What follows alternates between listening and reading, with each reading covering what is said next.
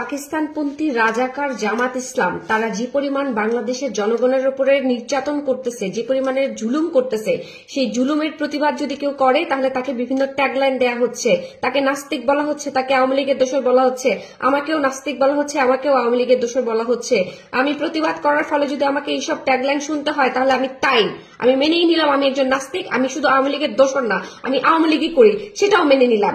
আমি তাদেরকে বলবো, আমি বাংলাদেশের সমস্ত মানুষকে বলবো, আপনারা সবাই এই জামাত ইসলামের বিরুদ্ধে রুখে দাঁড়ান। আদারওয়াইজ যারা যারা আপনারা মাঠে নামবেন না এবং জামাত ইসলামের বিরুদ্ধে দাঁড়াবেন না তারা সবাই নাস্তিক।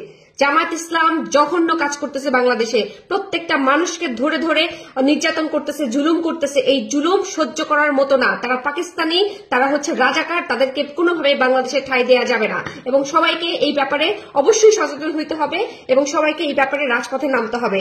এদের চিহ্ন পর্যন্ত আমাদের দেশে রাখা যাবে না। এরা নাস্তিক, জামাতের আমির নাস্তিক, জামাত শিবির যারা করে সবাই নাস্তিক। জামাত প্রচন্ড রকমের পাকিস্তানপন্থী একটা দল, এই দলকে নিশ্চিহ্ন করে দিতে হবে বাংলাদেশ থেকে।